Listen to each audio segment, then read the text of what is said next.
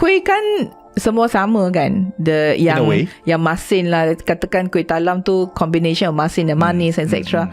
What makes you different? When you talk about kuih as a genre, you really can't tell them apart. I realise a lot of young people yang tak tahu nama kuih or tak pernah makan certain kuih. Every day kuih kat tepi jalan, kuih, and then kau tak tahu. Because it's like everything is there, tak kisahlah sebab it's kadang-kadang like mak beli letak kat rumah, kau makan je lah. You makan tapi you don't know the name. Kau tak tahu nama apa benda. How do I appeal or rather make this younger generation come to appreciate this dying art? How do I create that interest for the younger people? And I realized that there's no better way to do it than obviously social media lah kan.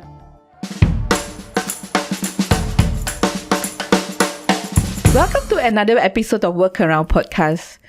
Today we are going to talk about something that not so corporate. We are talking about kuih today.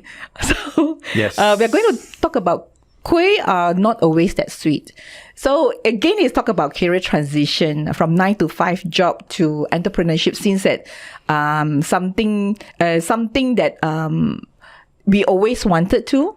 Is when talk about we means some of us, and but can everyone be their own boss? I don't know. But let's hear from our guest today how he has been using his own ingredients in cooking his own career journey.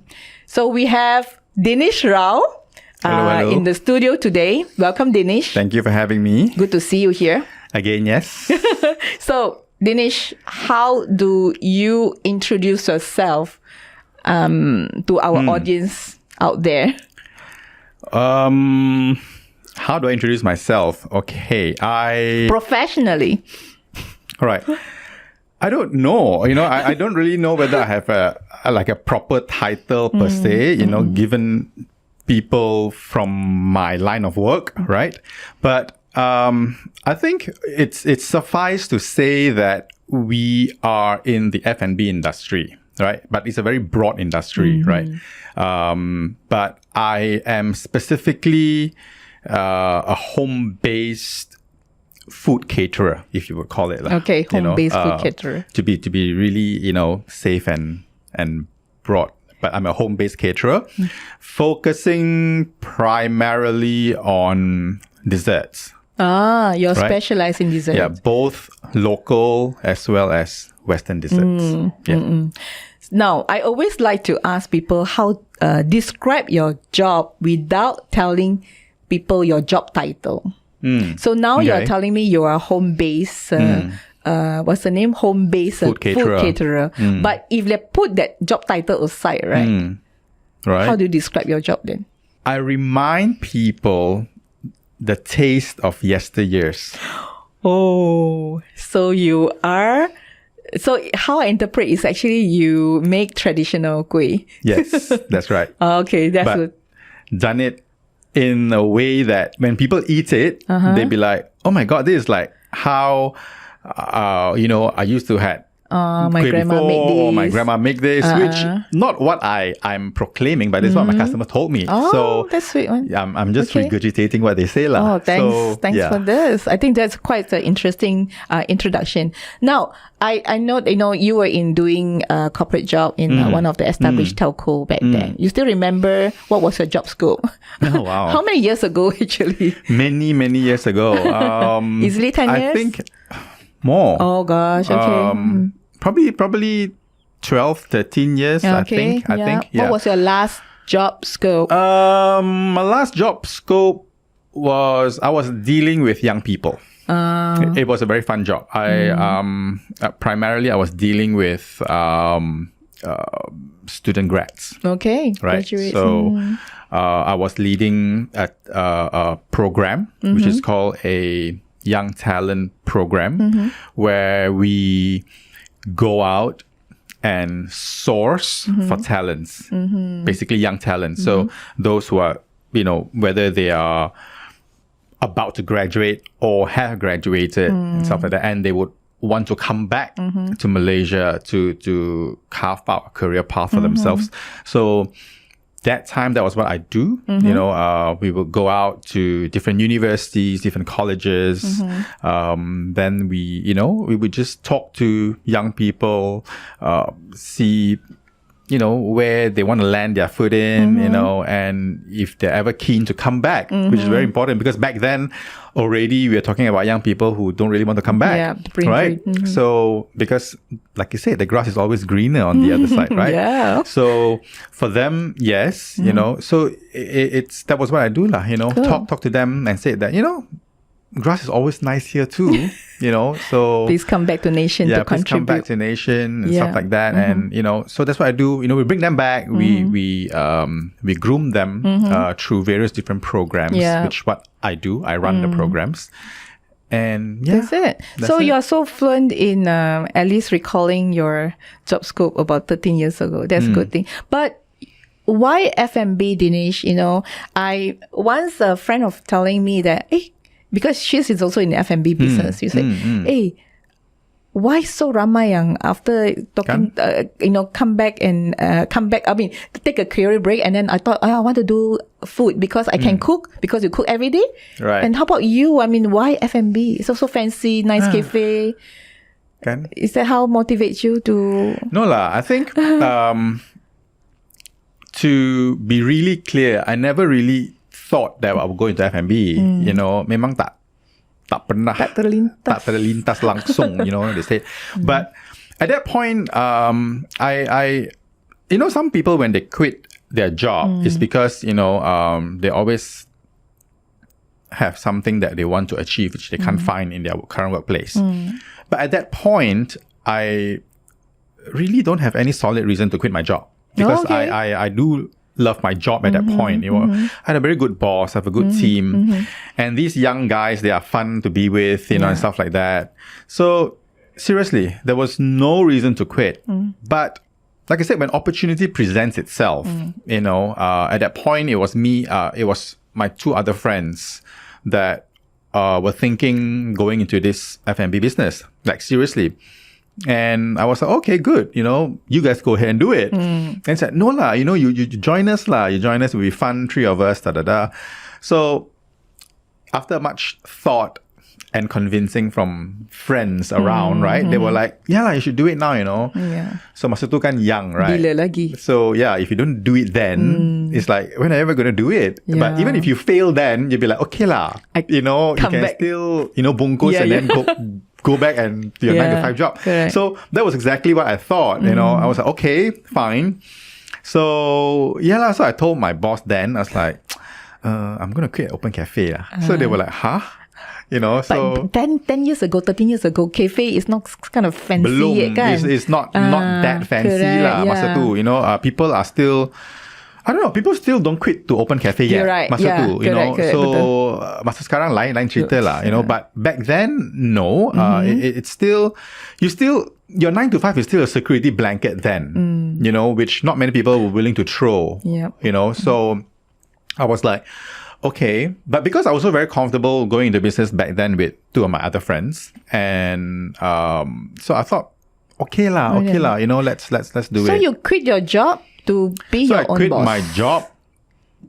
Yes. I think it was between my last day of employment, I think it was 7-8 days later, I have to open my cafe. Oh, so you be your own boss Yes. while handing over your tasks to other colleagues. Yes. Okay, cool. Back Now, then. but that was a cafe. But what was your first year journey? It was fun. I would say, it was fun. Thinking back, I wouldn't trade it for anything. No. It's fun. First day running the cafe, fun, challenging, tiring. So I still could recall your first day experience. Oh, that's I can, amazing. Wow. things were sold out, okay. and, there were customers coming in and stuff like that.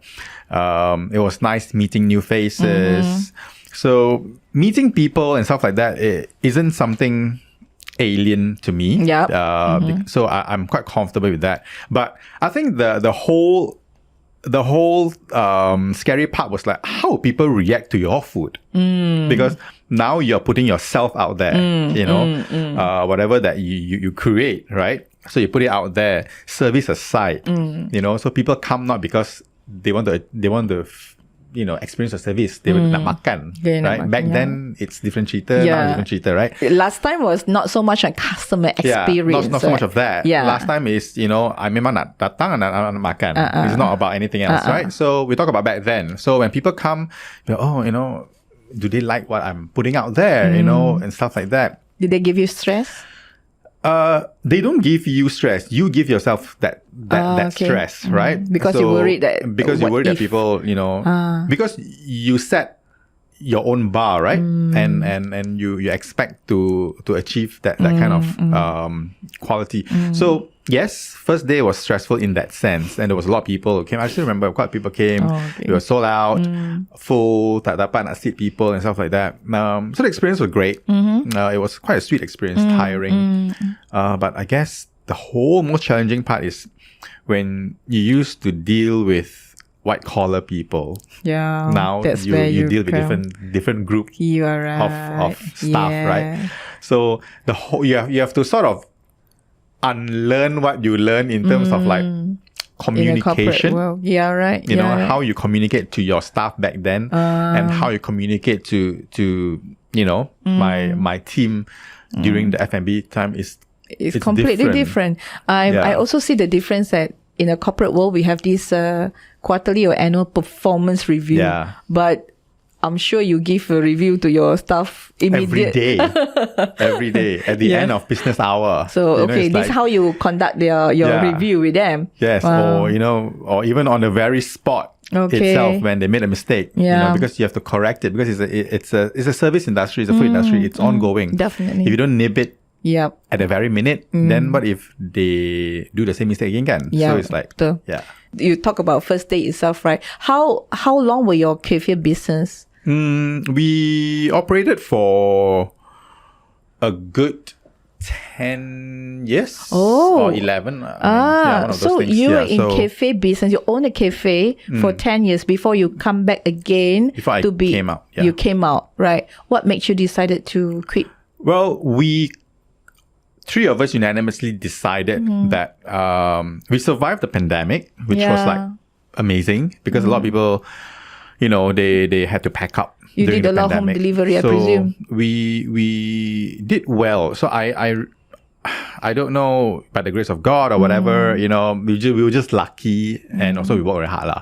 So during the pandemic, the first year, the second year, it was good. It was not like, we are suffering in that sense. So we did what we could, and we achieved what we can. So, but it was, I think, we closed last year, right? So I think it was 3 years after the pandemic, we realized that things are different now. Buying behavior is different. Customer buying behavior is different. Food cost is very different. Very high. So the whole operating cost has skyrocketed, by 30-40%. So walaupun you are not bleeding, tapi your cost margin, your profit margin is lower lah, So, but then the amount of time you put in, it's like the ROI, same. The time of your put in. So it's like, kadang-kadang like macam doesn't make sense, right? So, what used to be, this is one thing I have to say. What used to be, I'm working because of passion, is that kind of thing. How much is a passion worth? Yes. So back then, masa bodoh-bodoh, right? So it's like, passion, it's like, I do because I enjoy what I do. I think after many years in the industry, you realize that, not many years, after 4 or 5 years, you realize that, hey, your passion is just one thing. Yeah. It's like, you have to talk about dollar and cents. So, you have to be realistic, So, then when we decided that, okay, with all this skyrocketing, rent pun, the landlord nak increase and all that sort of thing. So we decided that, okay lah, let's draw the curtain on our 10th anniversary. Oh, that's sweet one. So let's go out with our heads held So high yang lah. tu consider happy ending lah tu. Yeah. You know, Yeah. you don't want to walk out in industry where you fail. Yeah, okay. You know, so- but a lot of people, it happened to a lot of people. It happened to a lot of Dinesh, people, sadly. right? It happened to a lot of people. yeah. You know, I know a lot of friends who Yeah. had to go through that.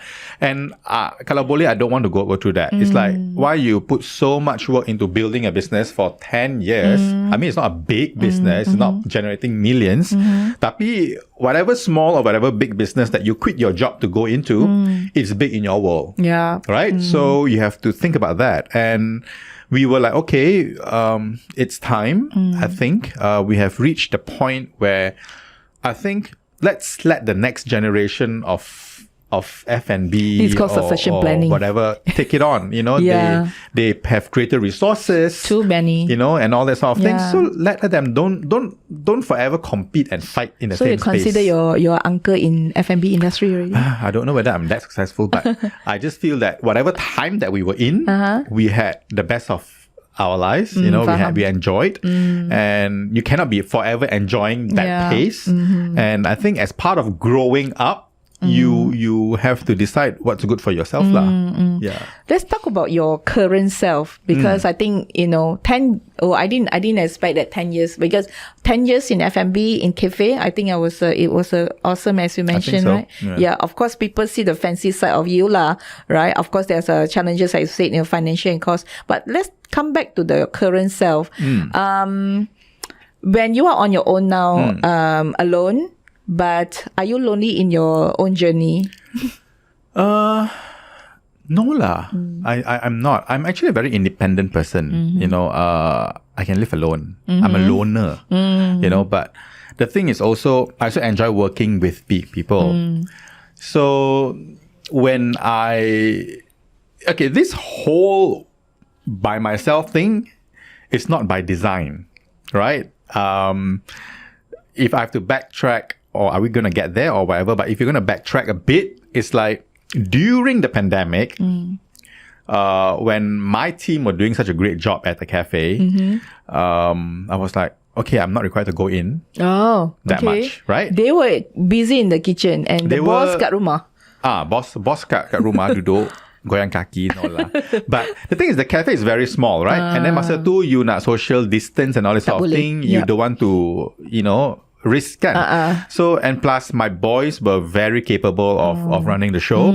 So they were doing it. And I was like, okay, I go in when you need me to, right? So I have given them that kind of empowerment to do You that pandai kind delegate of, lah. and do, you know, if you don't fall, you don't know how to pick up, right? So, but they did fantastic. So masa tu I was like, okay, buat apa kat rumah, right? So it's like, you know, you can't go anywhere. So I started like main-main with this whole kuih thing, you know, so which we're going to go into later. Yeah. But this whole kuih thing is like how to make kuih lah. Kuih. You know, I memang love to Where's eat. the inspiration from your parents, from your No lah, they never make kuih lah. But the thing is like, I like to eat it, right? Okay. I like to eat it, but I never been interested in making it because it's so difficult. Indeed. You know, It is. nampak senang, Memang. like beli 10 sen, Cantik 20 sen, kan? tapi Tapi- no, you know, the process the is process, killing. you go and do lah. Yeah, you know, a lot of people say. correct. So it's like, so I never, but then, it's one of those things that you buat, you know, one whole dulang, tapi you can only makan like one piece. Oh, memang lah. Lepas tu you cannot keep. Yeah, It's not like cake, correct, you can keep for correct. 3-4 days, right? So I was never tempted to go down this path lah. Tapi during MCO, nothing to do, like I said, buat lah kat rumah, main-main, right? Then you jual tak? You belum. You Belum. started. So I just dah lah buat sedulang tu kan. Sedulang nak buat dia apa. kat So siapa? bagilah kawan. So Okay. like neighbours ke kawan ke, Okay. you know, stuff like that. Many failed trays. But then yang successful tu aku bagilah kawan. You know, bagi guard paling happy.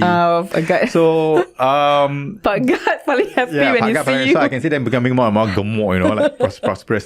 Tapi it was during then I was like, okay, I was doing this at home, so it just spiraled. You know, from one dulang I make 2, I make 3. Then I was like, okay, I can do this quick. Okay, good. Now let me try another one.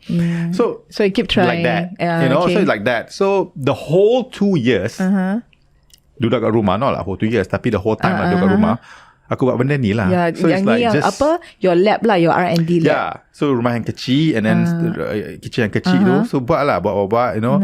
And it sells. You know, people beli. Yeah. So people beli.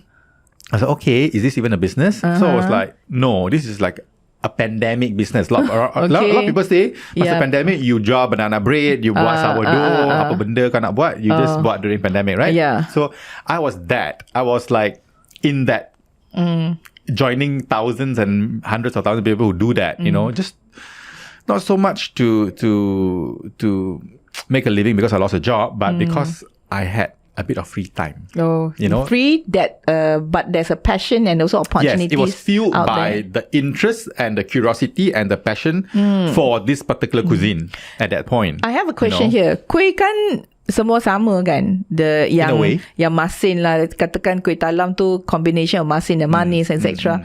What makes you different? What makes your Product? kuih different from others? Okay. I don't know. I think when you talk about kuih as a genre, you really can't tell them apart. Yeah. If you correct. put them side by side, right? Of course, some nicer than the rest in terms of look, right? But one thing I realized was that when I started this whole jual kuih, like pakcik jual kuih, so I realized that Abang.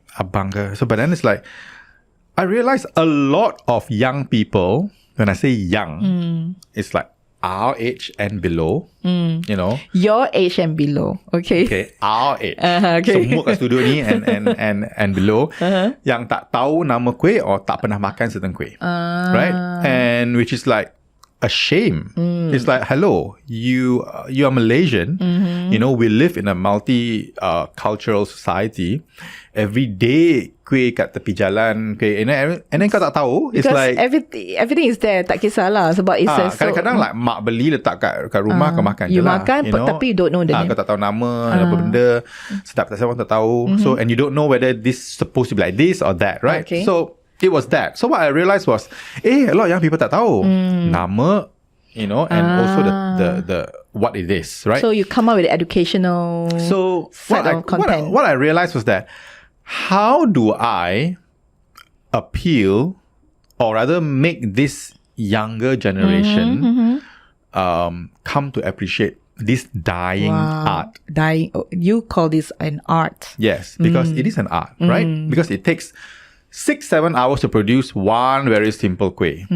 Cake 1 hour you're done already. Correct. Right? Yeah. So 1 hour I can do 10 some more. Right? So this one is 6-7 hours. So how do I do that? How do I create that peak, you know, that interest for the younger people? And I realized that there's no better way to do it than obviously social media, like like everybody is on social media, right? But also, how do you stand out among thousands or probably hundreds of people who are selling it? Everyone, you know, even semua pun sell, you know, WhatsApp group pun, semua sell. jiran ni je You know, also. Facebook pun sell, Instagram pun sell, TikTok pun sell. You know, everybody is selling things. So, but how do you, like your question was, how do you package yourself differently?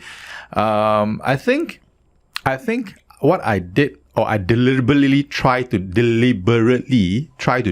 was that the whole presentation of it. You know, how I present it.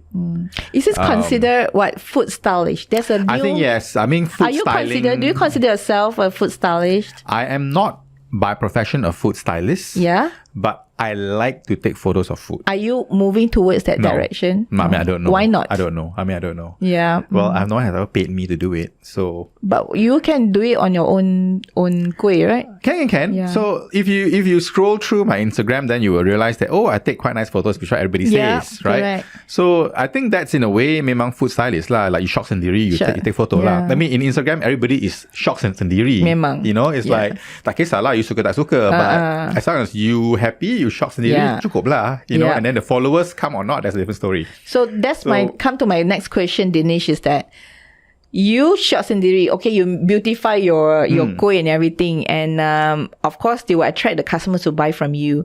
But what's the feedback? Because as I mentioned just now, kuih sama je, and then that's how you come up with the educational content to educate them. What's the feedback so far? And what kind of the demographic of your customers?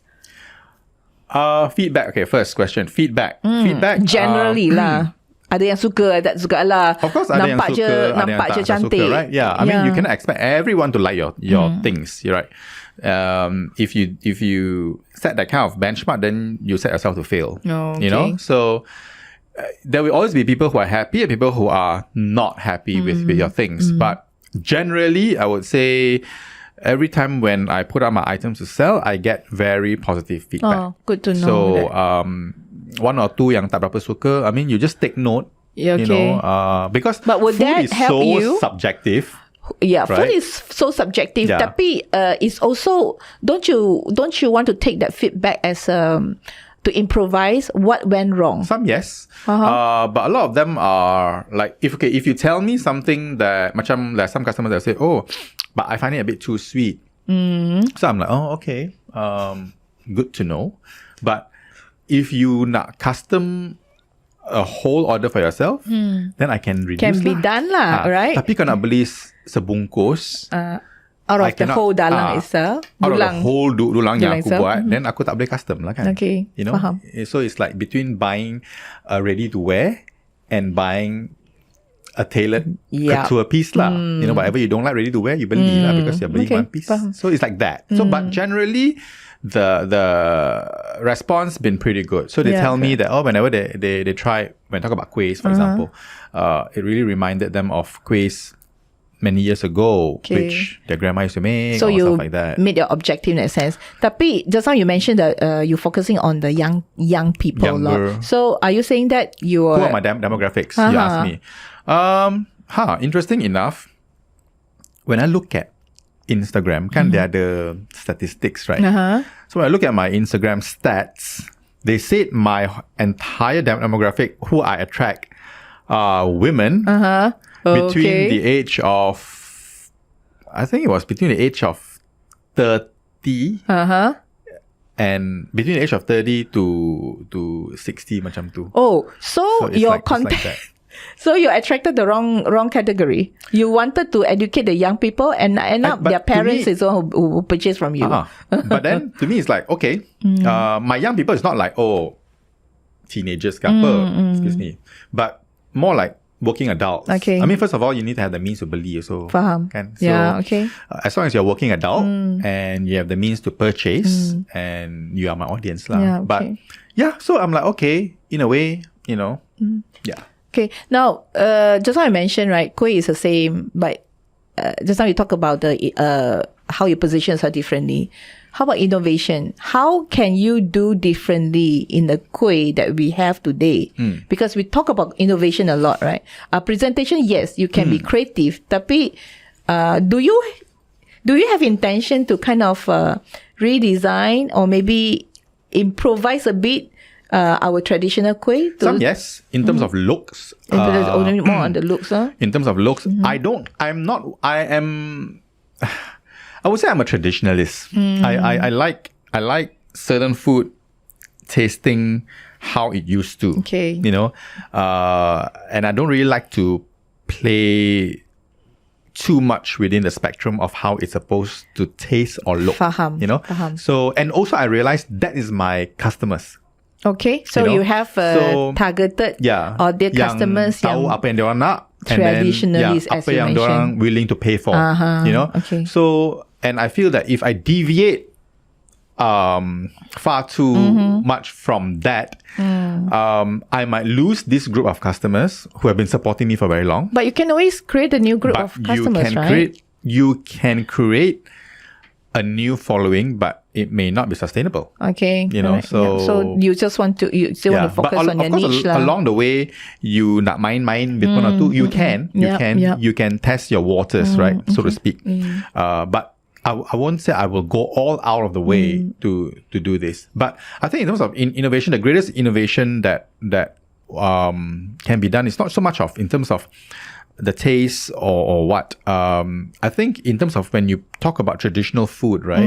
When you look at it, first of all, when you look at it, it must evoke that kind of sense that, oh, kuih talam it's that kind of thing. And then, but then the next thing would be like, oh, cantiknya. Okay. It's that. So people these days always eat with their eyes first. Right? So that's where you also see the opportunities where you focus on the presentation. Yeah, in terms of all the way from your packaging. Okay. All the way from So your that's packaging, like how you letak the kuih, how you susun, what color goes next to each other. All those are very important, right? All this is done by yourself? Oh, yeah, done by myself. Did you go for a certain Tak adalah. training? Tak ada I don't even know where's the So training. is this called talent? I think this is all called learn on the job. Okay, on the job training. On the job training. So you look at, of course, you're always very inspired on social media. Yeah. Banyak orang yang buat benda ni. So you scroll, you look at it, you pinjam ideas. Yeah, you look at it, you say, oh, okay, I can do mine this way and stuff like that. So yeah, packaging is, it all starts with packaging. How you susun, So it's like packaging plus the social media. Yeah. Now I noticed that your followers is increasing. So is social media content creation is part of your job scope now besides doing your business? I think so. Yeah. Okay. I think inevitably when you go into this space where your business is social media based, right? Where you find customers on social media. I see.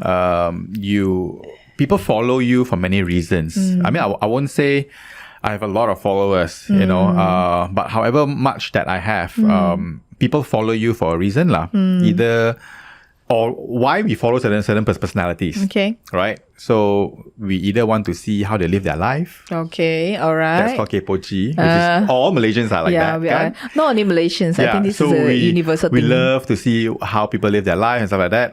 Stalking is a crime now. Sorry? Stalking is a crime now. Stalking, yes, it is. So, we were so intrigued by what this person is offering in terms of product or services. We follow them as well. So there's always something why people want to follow you. But people started following me before, not because I started selling things. Okay. I started producing contents, or rather recipes. Now I remember. So I remember, yes. Back then, many moons ago. Yeah. So like again, senang kat rumah, tak ada benda nak buat, lepas kerja. So you started sharing. I balik rumah, I masak. Masa tu you still in your cafe lah. Yes, I see. so masa tu saya my cafe, you finish like 5 o'clock kan, you tak ada kerja lain nak buat. So you balik rumah. Cewa, cafe pun 9 to 5. Mestilah. Work-life balance kan. So masa tu, so I went back and I masak lah, but at that point also I'm like, okay, I'm not going to cook Western because my cafe is wholly Western. So I'm like, I'm not going to do, cafe food. Do you do it with intention that I want to increase my followers? I want to be famous. Yes. So lah. I mean, so it's at like that point, shot sendiri. It started with shot sendiri. Like I said, Instagram memang shot sendiri first. So it's like, to me, it's like, I know what it takes to become famous. Like, so you need to work very, very hard to create content. Yeah, ni pun kena ada strategic planning yes, juga. You need all these things, but I was never interested. Okay. I was never interested. I was like, I looked down that journey. I'm like, it's so tiring lah. Aku malas. So because at that point, I still have a business to run. Okay. Yang tu side like, income lah, side so I'm like, part time. Just like for fun lah. Like I said, when you shop sendiri, you go back, you tak ada kerja buat, you buat benda ni. Now you're full time job. You consider yourself a full time? Digital content. So I started with that, masak, and then tell people this is how I masak this particular dish, and then how I graft it or style it. I started with that. So people following me. Where's the inspiration come from?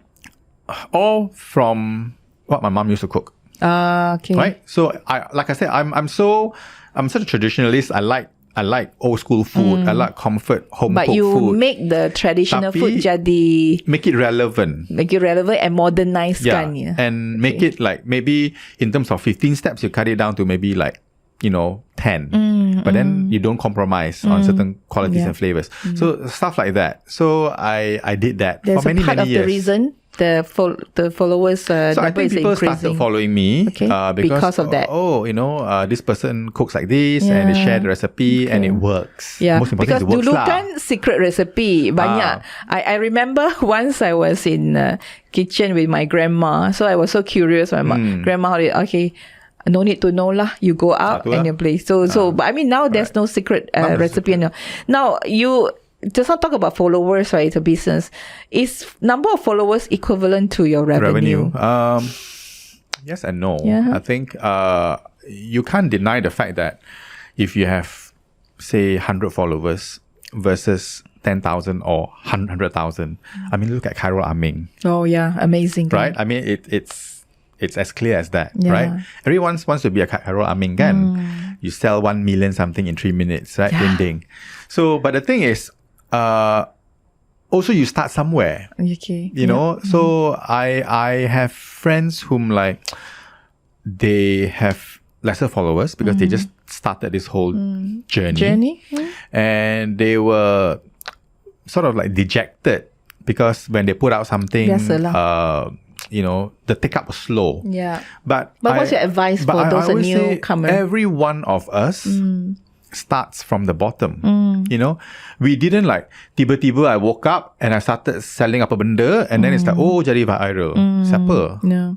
You know But people who? have the intention. I don't know who. A lot of you know, young so- people these days have the intention, because right? nampak senang. It's Yeah, like, nampak because senang. social media is such a fast-paced thing, right? Yeah. You scroll and then you look at it, you'll be like, oh, you know, personality A jual benda ni. It's like, oh, suddenly viral. It's not sudden. Because I want to be like that. I want Yeah. to inspire. So what's your advice for people that just started doing that? Because everyone want to be in social media, want to be their own boss, right? And then social media is somehow seems that it's the fastest way in making money. Macam, no, crypto. Macam. Dulu. But Okay. I think my general advice to everybody is, first, if you are going to go into this space where you want to make a living, right? We're talking about making a living, right? Not making a name. When you talk about make a living, you have to persevere, right? First, you need to have a damn good product to sell, Okay. right? Does not mean that your competitor's product is not as good as yours, right? Then you need to carve out your demographic But of how customers. do I know my product? To let people know my products is good, because I believe in my Correct. products, but other customers are not convinced. Betul? Like not many people would know, kan? Yeah. Because if I don't buy, I don't know, right? So that's when, you know, to me, someone once told me before, it's like in the food business, your first step of creating that demand is to give your food out for free. Oh, did you do that? Testers. That's what I did lah kan? Masa the yang pandemic. masa yang tu kawan-kawan je. Bagilah kawan-kawan ke, Pak Gad ke, you know. Then Pak Gad help you to viral kan? Pak, mana tahu? Kan? So, but the thing is, if you don't do that, okay. it's like kau harap je kau duduk kat rumah, lepas tu kau bake 10 kek, you harap orang akan jual, orang beli. You know, unless you have a store, it's a different thing. Okay. When you have a storefront, people walk past, you have footfall traffic. That's when you sell, right? But this is social media. But when you're social media, if your FYP does not land on my page, how on earth do I know that you're selling a particular item or offering a certain services, right? So I think in terms of food business, when I'm talking about where I come from, this particular friend told me many years ago, in order for people to know what you are doing, always bring something that you make. Okay. To an event, Yeah. potluck ke, birthday party ke, whatever benda yang you nak pergi, you know, bring it. Kenapa tak ada kuih from Dinesh today in the studio? Kan? Yeah. Aku pun I was wondering as I come here, I should have brought something kan. Kan? Tapi aku malas lah hari ni. Nanti. Yeah, producer is laughing. So waiting for you. Tapi okay. kan? Jangan. Tapi Nanti tak aku apa. lah move-kan ke sini. Yeah. Okay. Sure. But, Now, so this is the thing. So I noticed that Dinesh, you're alone, and probably you're not lonely because you engage with your followers, but talking about, for sure you are expanding your business. Don't you have plan? Are you the type of person that happy what you have, or you memang like next 3 years, next 5 years I want to tak do? ada. Tak ada. I'm like, okay, don't ask me what's happening in the next 5 years. So what do you do when or 3 years? So when you don't have a mood to work? I don't work lah. Oh my goodness, this is luxurious. No lah. But the thing is, you can't do. I mean, you can take breaks. It's just like how if you're in corporate, you want to take. Kita apply leave tau. You apply leave. But for me, you approve your own leave. I approve my own leave. It's like, esok aku tak nak kerja. So it's like, I just approve my own leave and I go on holiday. But the thing is, no. I think, yes, everyone needs planning of some sort, right? But If you have a brick and mortar business, your planning is a bit different. You know, if you're on your own, your planning is a bit different. Again, it depends. Like, first question just now you asked me, am I like the kind that is satisfied with what I have? You know, or do I see myself growing further and stuff like that?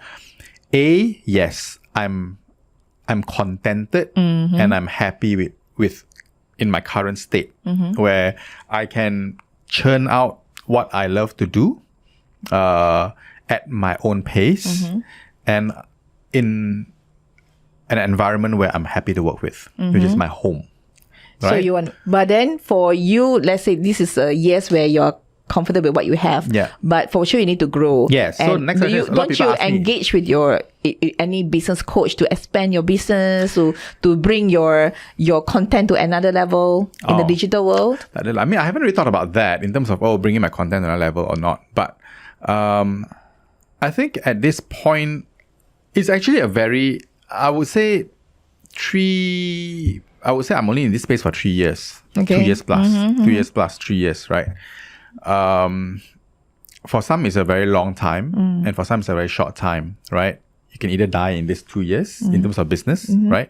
Or you can propel, tenfold, right?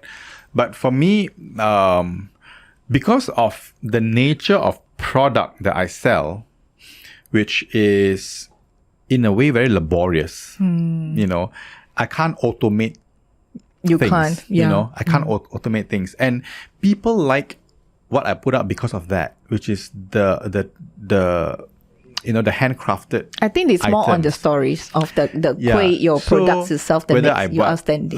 Chinese biscuits or whether I bought apa benda pun, it's like it is all very traditional. Yeah. And people these days, I realize that we included, we are willing to pay for that kind of effort. Yeah. But if I tell you, my kuih is done in central kitchen somewhere where I have a team of 100 people and machineries to squeeze my pandan leaves or to buat so benda ni, you'd be like, okay, okay. Okay, yeah. So it's different. I think it maybe won't spark you to buy because you'll be like, sama lah dengan whatever that we have. So you kind of identify your market segmentation. So it's very hard to scale in that sense. Yeah. You can have your scale. limitation Yeah, you also. can scale if you want to, but at this moment, I am not going down that path. Okay, so yeah. So one question I want to ask you: you have been trying different types of recipe and kuih. What is the hardest recipe that my God. you keep trying that you sampai sekarang ni tak berani nak tunjuk?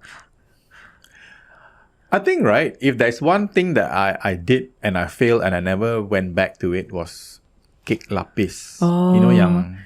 Yang I suka lapis Bukan cake lapis, bukan Kuih lapis yang mana the tu? Indonesian cake lapis. Oh gosh, yang the Sarawakian type. Sarawakian tu yang colourful. This is the Yes, Indonesian yeah. Oh one, my right? goodness, yeah, kuih lapis. So yeah, cake lapis lah kan. Cake lapis. So I did that once and it failed. Okay.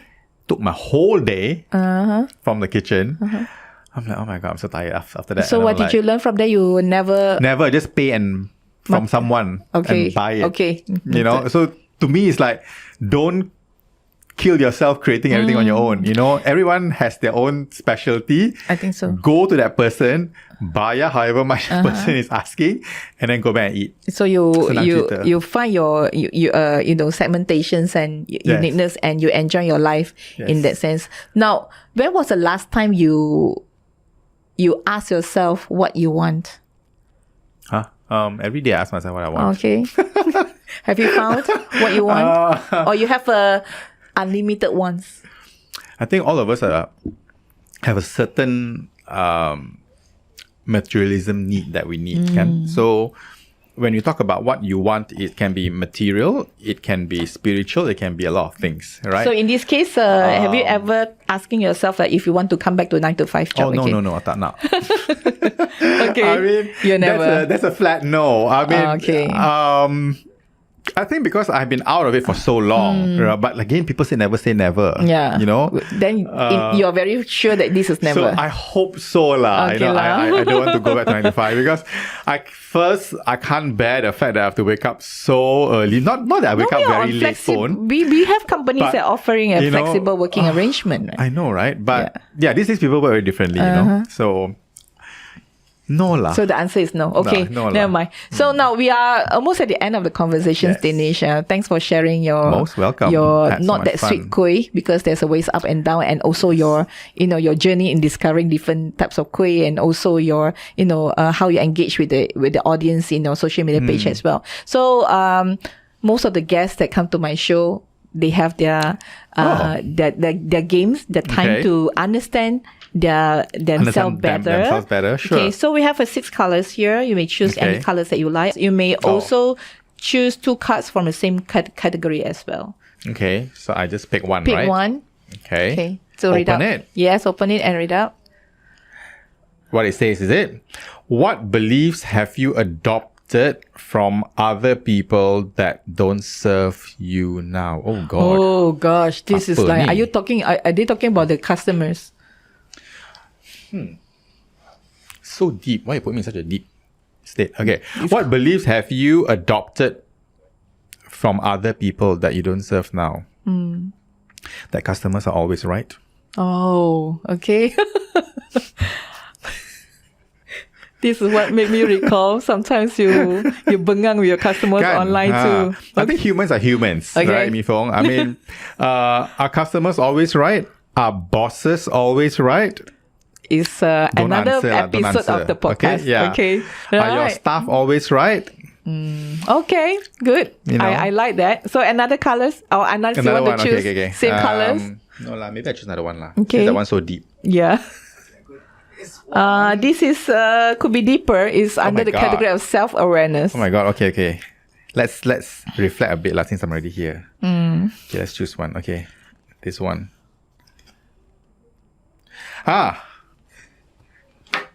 Apa ni? How do you best receive criticism? You see, I don't know whether these cards are like playing me or what. Okay. You know what? It happens for reasons. Really, kan? I've been That's the trying thing, so. for friends and It also works, right? guests as well. At the end of the day, they'll pick something that really related to you. Oh, to you. good. Okay. Oh, How do I best receive criticisms? Lantak lah. Lantak lah kau. Yeah. No lah. I think let's talk about followers. your own self first, Okay. right? I think I am a very critical person. I think when I was younger, I don't handle it well.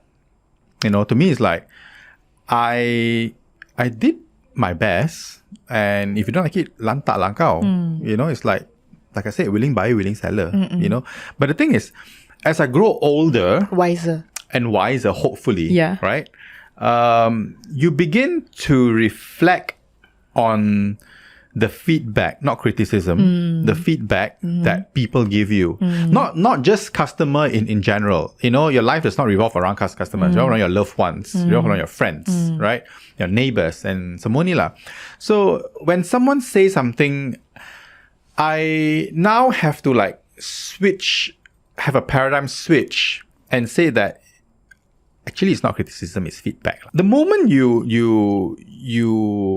adopt this mindset that somebody is giving you a feedback, whether it's welcome or not, you just receive it. Yeah. Right? You receive it and do not act upon it for at least a day. Okay. That's Pause me. for a while Yeah. lah. You received it, right? Not that you reject it. You received it. I said, okay. Yeah. Noted. Noted. Kan? In corporate kan selalu email noted, right? Yang ni dah lama tak Yeah. hantar corporate email Like ni. noted with thanks, you know, it's that kind of thing, right? So you noted, then you, in your own free time, you just sometimes it triggers you. Like you become bengang ke Yeah, apa ke, it's kan. like, apa benda macam pandai sangat, you know, it's that kind of thing. Like, so pandai you do lah, you know, that kind of thing, right? We're always very good at it. Yeah. But I think as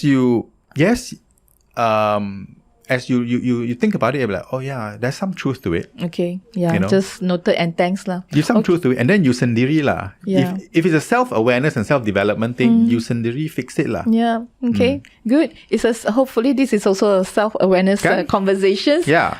Today as well.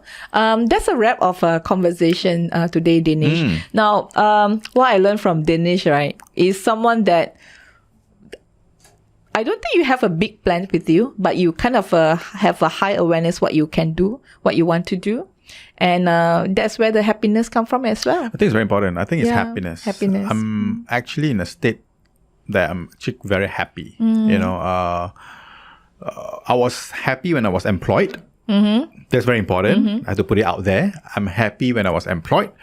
I'm happy that I quit and went into an F&B business in a brick and mortar space. I left that happily. Yeah. Yep. I left that happily. And now I am my own boss. You know, but how that meme on Instagram, people say, if you see me talking to myself, don't disturb me. I'm having a staff meeting. It's like, it's memang true lah kan. Like me, you yourself, it's like semua benda is like you buat. So it's like now I'm like in a space that I'm happy. You're alone, but you're not That lonely. I'm alone doing this, but I'm not lonely. I'm memang not lonely. Yeah. You know, so a lot of people ask me, oh, do you have greater plans? I think the most important plan you need to have for yourself is first you have to be happy what you do first. I think everything will just fall into place. So you are okay too if sometimes your kuihs are not sweet.